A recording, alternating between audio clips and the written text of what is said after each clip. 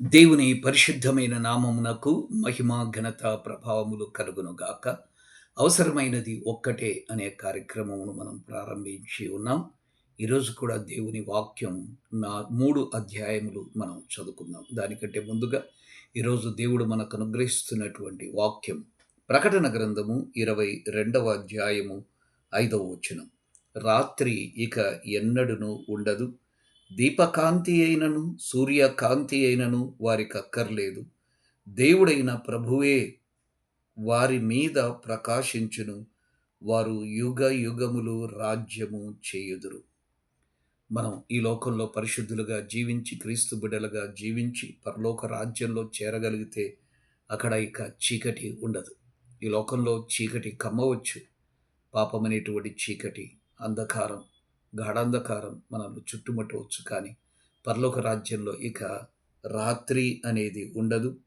దీపకాంతి సూర్యకాంతి అయినా కూడా వారికి ఇక అక్కర్లేదు. దేవుడైన ప్రభువే వారి మీద ప్రకాశిస్తాడు. అండ్ దెన్ వారు యుగ యుగములు, అంటే మనమందరము కూడా యుగ యుగములు రాజ్యము చేస్తాం. దేవుడి మాట దీవించునుగాక.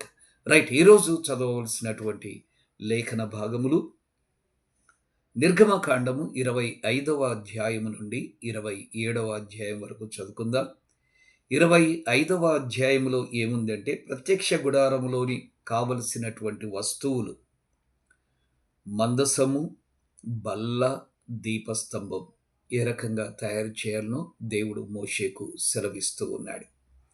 26వ అధ్యాయము ప్రత్యక్ష గుడారము ఎలా నిర్మించాలో దేవుడు మోషేకు సెలవిస్తూ ఉన్నాడు.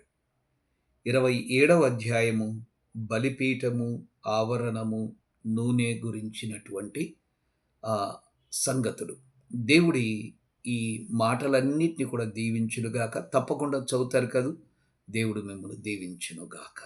ధన్యవాదములు. God bless you.